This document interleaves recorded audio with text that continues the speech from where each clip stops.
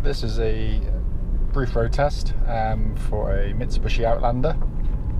Car's registered WN54DPF. This is an SE automatic. Mileage at the start of this road test is 95,510 miles. Reason we do it is basically with, irrespective of the car's price, we sell generally sort of dearer cars on this one. It's just to give someone the reassurance if they're coming any kind of distance to us that they can do so, or I can sort of outline any issues there may or may not be with the vehicle during the road test itself. So what I try and do really is exactly the same as you'll do yourself, and that's just to go through the car in order. Starting with the engine, of course. First things first, the engine starts absolutely on the button. It's a very smooth, typical Japanese engine, beautifully engineered, very quiet. There's no strange noises from it at all. There's no warning lights on the dashboard relating to that or anything else for that matter. And it pulls really, really nicely. Matches this gearbox very, very well indeed. So it's a nice power delivery. There's plenty of power there, to be honest with you, but it's very accessible. But the engine, simply can't fault it. Absolutely superb. Gearbox of the vehicle, obviously automatic gearbox. Again, something the Japanese do very well, because in their domestic markets predominantly that's they specialise in automatics, so they build them tough and they build them well.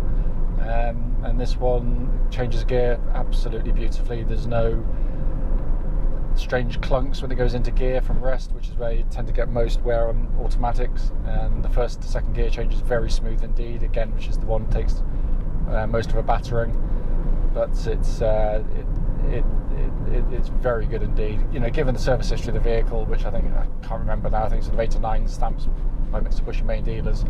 It doesn't come as any great surprise. But this is a new car to me. I've never driven one of these before.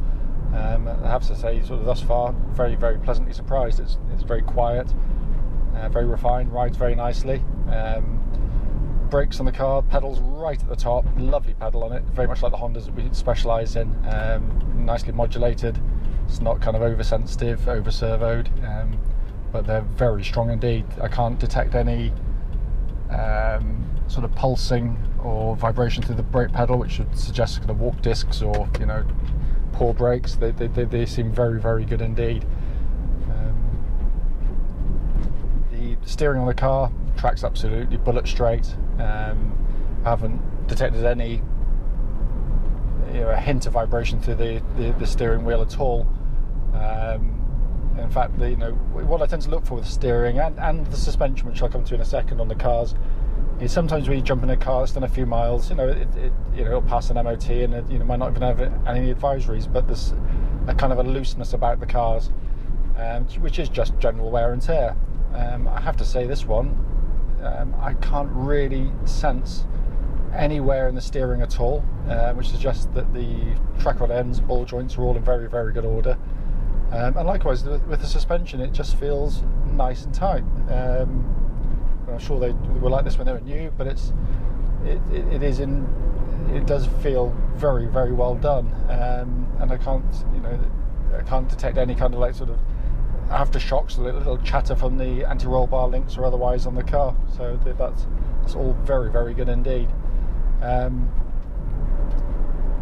I'm driving along here, I'm also listening out for any kind of extra kind of wind noises coming into the cabin, which would point to a kind of a window seal or ill-fitted windscreen or something, and make it all seems very, very quiet and hushed in here actually. So I'd suggest that they are all very good indeed as well.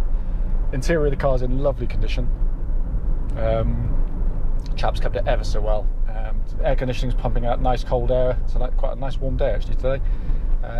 17 degrees apparently, but this, the air conditioning is cold, so I can feel that sort of coming through nicely as well. Everything I've pressed thus far on the car has worked really, really nicely. Look at the temperature gauge now, it's kind of just over a third, just under half, which, again, very similar to the Hondas. I'm guessing that's pretty much exactly where it should be as well. No warning lights on the dashboard here. The dashboard is nice, very clear and easy to read. There's no pixelations on any of the readouts. They're all absolutely fine. So it has been kept very well.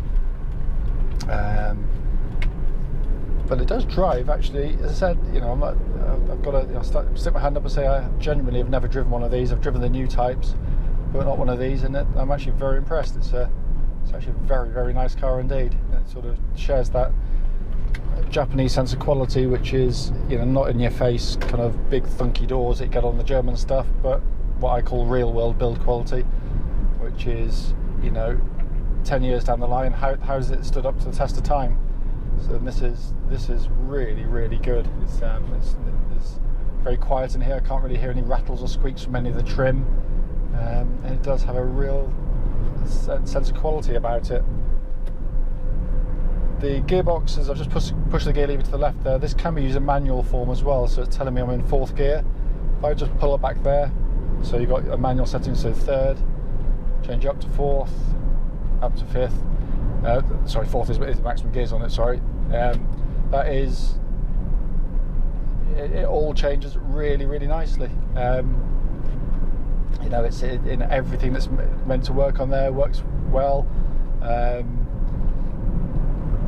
I really can't fault the car.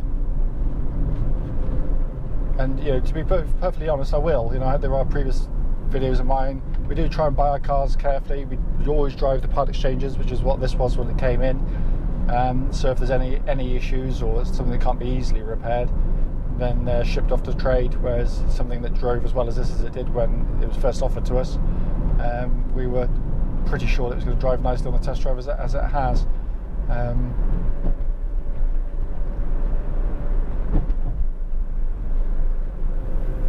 Also worth pointing out, we've been in Bristol now for 15 years and have in the last couple of weeks just relocated at long last, which is what we've been waiting to do. So the test drive you'll be going on if you come to see the car and want to buy it, we'll be on roads like this, very quiet, very relaxed. We're literally 30 seconds off the motorway, so it's so easy to get to compared to where we were previously. And it's a much more relaxing place to take a unfamiliar car to yourself out on a test drive. Whereas, again, previously we were battling against Bristol traffic, which even at quieter times of the day could be torturous at the best. But basically, made test drives after 3 o'clock in the afternoon or before 10 o'clock were a no-go area. Here, it's it's very, very quiet. It's so easy to find, and all our customers thus far have been absolutely thrilled to bits with it. But no, I said it drives really, really well. So whether you're coming 10 minutes up the road or 2 days across Europe, you'll be coming to drive a really, really lovely car.